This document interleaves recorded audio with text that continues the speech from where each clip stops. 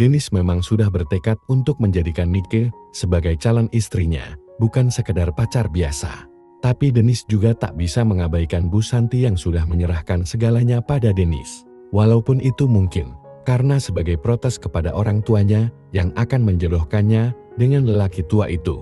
Tapi meski keputusannya itu sebagai protes pada keinginan orang tuanya yang akan menjodohkan dengan seorang lelaki tua, kenapa justru Denis yang dipilih? Bukankah banyak cowok lain yang bisa ia pilih? Kenapa justru Denis yang dipilih? Tentu ada sebabnya. Dan Bu Santi sudah berterus terang bahwa ia sudah jatuh hati pada Denis. Karena itulah, ia memutuskan untuk menyerahkannya padanya miliknya itu tanpa pamrih. Bu Santi juga memberikan kebebasan untuk mencintai dia ataupun tidak. Yang penting di depan ibunya, Denis harus berpura-pura akan menikahi Bu Santi, itu saja. Nanti dengan berjalannya waktu, bisa saja muncul cowok lain yang Bu Santi cintai. Bisa juga muncul cewek lain yang Denis cintai dan akan dijadikan istri. Terbukti bahwa dengan cepatnya Denis berjumpa lagi dengan adik Nico yang bernama Nikel, yang sudah sangat lama tidak berjumpa dengannya. Lalu terjadilah sesuatu yang tidak direncanakan sebelumnya, bahwa Denis dan Nikel sudah saling suka, dan bahkan sudah terlontar janji untuk melanjutkan hubungan mereka ke pernikahan. Denis sadar bahwa Nike bukan target pelampiasan semata, karena itu Denis sangat berhati-hati dalam memperlakukannya. Saking berhati-hatinya Denis, setiap kali berjumpa atau mau berpisah, Denis hanya cipika-cipiki dengannya, tidak lebih dari itu. Nike Denis anggap seolah simpanan masa depannya, bukan target cinta sesaat saja. Ternyata hal itu diamati juga oleh abangnya Nico. Bahkan pada suatu saat, Nico berkata pada Denis, sebenarnya Nico itu tak pernah pacaran Den, baru kali ini dia terang-terangan mencintaimu. Aku senang saja, karena Nico tidak jatuh ke tangan yang salah, titip aja adikku ya Den. Aku percaya kamu selalu memperlakukannya dengan baik, ucapnya. Ditepuknya bahu sahabat lamanya itu, yang nantinya akan menjadi abang iparnya itu, sambil menyahut. Santai aja Nick, kami sedang menyiapkan masa depan kami ke arah yang lebih baik. Itulah obrolan ringan antara Denis dengan Nico. Sementara itu Denis masih ingat benar, bahwa sebelum berpisah dengan Mbak Sabrina, Denis menerima 2 lembar chat, yang nominalnya besar sekali untuknya. Yang nominalnya jauh lebih kecil untuk Mbak Nindi. Tapi bukannya Denis nyombong, Denis tidak membutuhkan uang itu meski jumlahnya begitu besarnya. Karena Tante Aini selalu mentransfer duit dalam jumlah banyak ke rekening tabungannya. Apalagi setelah Tante Aini mulai ada tanda-tanda segera mendapatkan demikian berkat Denis, transfernya juga selalu banyak. Tapi Denis tak berani menolak pemberian cek dari Mbak Sabrina. Cek itu diterima sambil mengucapkan terima kasih pada Mbak Sabrina. Lalu cek untuk Mbak Nindi diberikan kepada yang bersangkutan. Sementara cek untuknya, dia berikan kepada Nikel. Nike tampak kaget setelah melihat nominal yang tertulis di cek itu. Untuk apa uang sebanyak ini? Tanyanya. Terserah kamu Bib, sahut Denis. Mungkin untuk beli mobil murah-murah aja sih cukup. Nyetir aja gak bisa, buat apa beli mobil segala? Terus apa kebutuhanmu yang paling mendesak? Tanya Denis sambil membelai rambut Nikel. Nikel termenung sesaat lalu berkata, mungkin lebih tepat kalau untuk biaya renovasi rumah, terutama kamarku, sudah ketinggalan zaman banget. Terserah kamu sayang, pokoknya cek itu sudah milikmu. Untuk apa-apanya, kamu tentu tahu apa yang terbaik untukmu saat ini. Untuk renovasi rumah aja, biar Mama dan Kak Niko ikut senang. Kalau lebihnya, belikan motor bebek aja, biar gak naik angkot tiap hari aku, ucap Nikel. Ya Nike, aku setuju. Kalau masih kurang bilang saja terus terang padaku nantinya ya babe. Ya, terima kasih ya sayang, ucap Nike sambil kasih hadiah di pipi Denis. Memang baik Nike maupun Denis hanya berani sebatas pipi. Belum berani lebih jauh untuk memperlihatkan tanda cinta dan sayang mereka berdua. Sudah lebih dari 3 bulan, Bu Santi tinggal di luar negeri. Tapi belum pernah satu kali pun dia menghubungi Denis lewat hubungan seluler. Denis sendiri tidak pernah menghubunginya, karena takutnya malah mengganggunya. Siapa tahu dia benar-benar sibuk dengan kuliahnya. Tapi di dalam benak Denis mulai dihuni oleh tanda tanya besar. Ada apa dengan Bu Santi? Apakah dia memang sibuk dengan kuliah S3-nya? Atau sudah menemukan calon suami yang sesuai dengan pendidikannya sendiri? Sementara Denis yang S1 pun belum, masih tetap menunggu dengan setia laksana pungut merindukan bulan. Kalau pikirannya sudah ke arah sana, Denis suka menenangkan dirinya dengan, biarlah dengan Bu Santi itu, biarkan dia mencari pasangan yang selaras dengannya, baik usia maupun pendidikannya. Aku bisa move on darinya kapanpun aku mau, ucap Denis dalam hatinya. Hari demi hari pun berputar dengan cepatnya, sampai pada suatu sore. Sore itu Denis baru selesai kuliah dan menuju tempat mobilnya diparkir di pinggir jalan. Karena mahasiswa tidak boleh parkir di area parkir kampus, hanya dosen yang boleh parkir di sana. Maklum, area parkirnya juga tidak terlalu luas.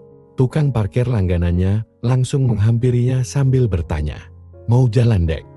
"Iya, Bang," Denis mengangguk sambil memberikan uang parkir padanya. Lalu melangkah ke pintu depan sebelah kanan. Belum lagi pintu samping setir itu terbuka. Ada yang menepuk lengannya, dan terdengar suara seorang wanita di belakangnya. "Denis, numpang pulang Don." Ketika Denis menoleh ke belakang, ternyata yang menepuk dan berkata itu adalah ibu dosennya yang senantiasa mengenakan jilbab, Bu Pratiwi namanya. "Silahkan Bu," kata Denis sambil bergegas membukakan pintu depan sebelah kiri. Bu Pratiwi, biasa dipanggil Bu Tiwi saja, itu pun masuk ke dalam mobil Denis. "Rumah ibu di daerah mana ya?" tanya Denis. Wanita 40 tahunan itu menyebutkan nama daerahnya yang terletak di batas kota arah ke selatan. Padahal kampus Denis di ujung utara kota. Berarti cukup jauh juga Denis harus mengantarkan Bu Tiwi itu. Tapi biarlah, sesekali berbuat kebaikan pada dosennya sendiri, kan positif nilainya. "Wah, beruntung nih diriku, bisa numpang mobil mewah begini," kata Bu Tiwi setelah mobil dijalankan di jalan aspal oleh Denis. "Yang biasa antar jemput pakai Vespa kemana Bu?" tanya Denis. "Dia kan putri sematawayangku Denis, sekarang dia sudah pindah ke Jogja, karena kuliahnya di sana." "Oh, cewek yang suka antar jemput ibu itu putri ibu?" "Iya, cantik nggak putriku itu?" "Masih cantik kan ibu?" "Hehehe, masa perempuan tua begini dibilang cantik?" "Tua apa, ibu lagi sedeng-sedengnya dan masih menawan." "Alah, kamu bisa saja," sahut Bu Tiwi menepuk tangan kiri Denis yang nganggur. "Suami ibu kerja di mana?" "Suami apa? Sudah 5 tahun aku hidup menjuandah Denis." "Loh, kenapa Bu?" "Dia meninggal dalam kecelakaan di tempat kerjanya." "Oh, maaf Bu, saya ikut prihatin mendengarnya." "Terima kasih, tapi sekarang ibu sudah mulai bisa melupakannya?" "Sudah move on Bu." "Move on benar sih belum, baru bisa melupakan almarhum yang sudah tenang di alam kekal sana." "Sudah dapat penggantinya Bu?" tanya Denis. "Belum," sahut Bu Tiwi. Dan tiba-tiba dia mendekatkan muhluetnya ke telinga Denis, disusul dengan bisikan, "Memangnya kamu mau mengisi kekosonganku Denis?" "Sangat-sangat mau Bu," sahut Denis dalam keterkejutannya itu. "Serius?" tanya Bu Tiwi sambil menggenggam tangan kiri Denis yang nganggur. "Serius Bu, kalau perlu kita buktikan sekarang juga." Tiba-tiba Bu Tiwi memberikan hadiah ke pipi kiri Denis. "Terima kasih Bu, pucuk dicinta ulam tiba," ucap Denis. "Memang sudah lamanya kamu memperhatikan ibu?" tanya Bu Tiwi. "Iya Bu," sahut Denis. "Memangnya apa yang menarik pada diriku ini Denis?"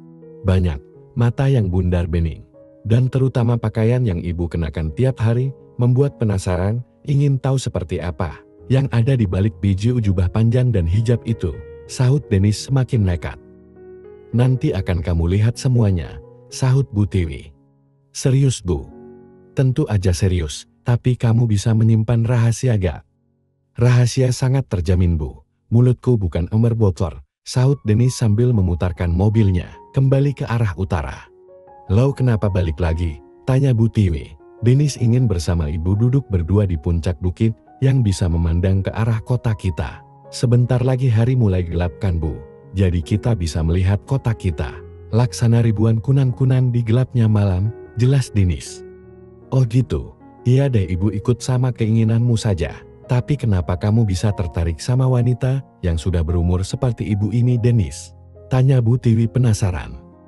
"Terus terang aja, Denis pengagum wanita setengah baya Bu, sahut Denis dengan senyum malu-malu. Pernah punya pengalaman dengan wanita seumuran denganku? Tanyanya. Pernah Bu, tapi sekarang sudah pindah keluar Jawa, sahut Denis cuma mengarang saja. Kamu ini tampan sekali Denis, nyari cewek seperti apa juga pasti bisa. Denis gak tertarik sama cewek-cewek seusia atau lebih muda dari Bu. Aku lebih suka sama wanita yang seperti ibu ini. Ya Sudar, nanti nginep aja di rumahku, mau? Tanya Bu Tiwi. Siap Bu. Tapi, kalau ada tetangga yang nanya, bilang aja kamu ini keponakanku gitu. Memangnya tetangga ibu suka usil? Nggak juga sih, cuma jaga-jaga aja, kalau ada yang nanya kamu siapa, jawab aja keponakan Bu Tiwi, gitu oke. Iya deh, sip pakai telur, kurang sip buka lor. Hihihi, tawa Bu Tiwi atas kelakar Denis itu. Di luar mobil tampak mulai gelap, sehingga Denis mulai menyalakan lampu HID yang menyorot dengan terangnya ke arah jalan yang akan diinjak oleh ban mobilnya. Beberapa saat kemudian mobil Denis sudah parkir di puncak bukit yang ada kafenya. Dia pesan black coffee dan Bu Tiwi meminta coffee light. Keduanya minta dikemas dalam cup plastik dan minta diantarkan ke mobilnya yang sudah dihadapkan ke pinggir tebing, menghadap ke arah kota nan jauh di bawah sana. Kota yang tampak seperti ribuan kunang-kunang di gelapnya malam. Setelah minuman pesanan datang, diletakkannya kedua cup plastik itu di pembatas antara Denis dan Bu Tiwi, karena minumannya masih panas sekali. Kota kita indah sekali dilihat dari ketinggian begini ya Bu, kata Denis sambil memegang tangan kanan Bu Tiwi. Iya, seindah hati kita saat ini ya, sahut Bu Tiwi. Iya Bu, tapi mungkin duduknya enakan di belakang, biar gak ada pembatas di antara kita berdua. Oke, sahut Bu Tiwi sambil membuka pintu di sebelah kirinya. Denis pun pindah ke set sebelah kanan, sementara Bu Tiwi duduk di sebelah kiri. Mesin mobil tetap dibiarkan hidup, karena ingin menikmati musik yang mengalun perlahan dari audio mobil. Juga agar AC tetap hidup, agar mereka tidak sesak nafas. Hanya saja lampu-lampunya dimatikan semua. Setelah duduknya berdampingan tanpa pembatas, Denis bisa lebih leluasa, sehingga harum parfum yang dikenakan Bu Tiwi tersiar ke rongga hidungnya. Memang di puncak bukit ini, banyak sekali pasangan yang sengaja melakukan sesuatu di dalam mobilnya masing-masing. Maka Denis pun tak ragu untuk memulainya pada Bu Tiwi, yang disambut dengan senang hati oleh dosennya itu. Setelah sekian lama, Bu Tiwi berkata, pertanda perempuan setengah baya ini sudah terbawa suasana romantis saat itu. Ayo kita ke rumahku aja sekarang, nanti di rumah akan kuberikan semuanya untukmu, ajak Bu Tiwi pada Denis. Iya Bu, sahut Denis sambil melompat ke depan lewat celah dua set depan. Bu Tiwi pun ikut-ikutan pindah lewat celah di antara kedua set depan. Kopinya masih hangat Denis, kata Bu Tiwi sambil membuka tutup cup kopi latte-nya. Lalu meneguk isinya tanpa sedotan, Denis pun melakukan hal yang sama. Tak lama kemudian mobil Denis sudah menuruni bukit itu di atas jalan yang berkelok-kelok. Sebenarnya aku tadi masih seneng mainin itu Ibu, kata Denis di belakang setir mobilnya. Nanti di rumah, mau diapain juga terserah kamu, yang penting jaga rahasia kita ya. Kalau bocor keluar, Ibu bisa dipecat dari kampus. Tenang Bu, di kampus kita malah harus saling cuek-cuekan, supaya kita tidak dicurigai. Kalau ada yang perlu kita bicarakan, bisa lewat handphone kan? Oh iya, kalau mau ketemuan kita pakai WA aja nanti ya, tapi namamu akan kusaving sebagai nama cewek. Dan nama ibu akan kusaving sebagai nama cowok. Iya, di kampus kita gak usah komunikasi sama sekali, by phone aja komunikasinya, kata Bu Tiwi. Di dalam kompleks perumahan itu, kan Bu rumahnya? Tanya Denis sambil menunjuk ke gerbang sebuah perumahan yang berbentuk gapura dan sudah dekat dengan mobilnya. Iya betul, sahut Bu Tiwi. Setelah memasuki gerbang berbentuk gapura itu, Bu Tiwi berkata, lurus aja terus, nanti setelah mentok belok ke kanan. Siap Bu. Ternyata rumah Bu Tiwi di komplek perumahan sederhana, itu bukan rumah besar. Mungkin tipe 40-an, kamarnya pun hanya satu. Sementara di ruang tengah, hanya dihampari permadani besar, tiada kursi maupun meja. Setelah mengunci pintu depan, Bu Tiwi mengajakku masuk ke dalam kamarnya. Sederhana sekali rumahku kan, tapi sebenarnya rumah utama aku bukan di sini, kata Bu Tiwi. Rumah utama ibu di mana? Tanya Denis. Bu Tiwi menyebutkan nama sebuah kota yang jaraknya sekitar 60 km dari kota ini. Di dalam kamar Bu Tiwi pun, lantainya ditilami sehelai permadani yang agak kecil kalau dibandingkan dengan permadani di ruang tengah. Di atas permadani itulah Bu Tiwi duduk sambil mempersiapkan diri untuk acara ritualnya dengan Denis. Setelah melepaskan sepatu dan kaos kakinya, Denis duduk di samping Bu Tiwi, di atas permadani tebal itu. Tempat tidurku sudah agak reot, kata Bu Tiwi. Kerjanya di sini aja ya, kata Bu Tiwi perlahan. Iya Bu, sahut Denis. Bersama Bu Tiwi sih di atas rumput juga pasti menyenangkan, bisik Denis. Kamu suka outdoor? Iya Bu, tapi belum kesampaian. Nanti kalau di kampungku kita bisa outdoor, tapi ibu juga belum pernah mengalaminya sih. Iya Bu, kapan-kapan kita main ke kampung ibu ya, kata Denis sambil terus berusaha membuat Bu Tiwi senang. Malam itu Denis menginap di rumah Bu Tiwi, dan malam itu mereka berdua terus saja kerja sampai pagi menjelang. Karena Denis memang sudah sangat berpengalaman, tentu saja Bu Tiwi sangat bahagia sekali. Dan sejak itu Bu Tiwi selalu meminta pada Denis untuk selalu meluangkan waktu untuknya. Semoga saja aman, tidak ada yang tahu, sehingga Bu Tiwi tidak dipecat, amin. Bersambung, lanjut ke episode selanjutnya ya, terima kasih.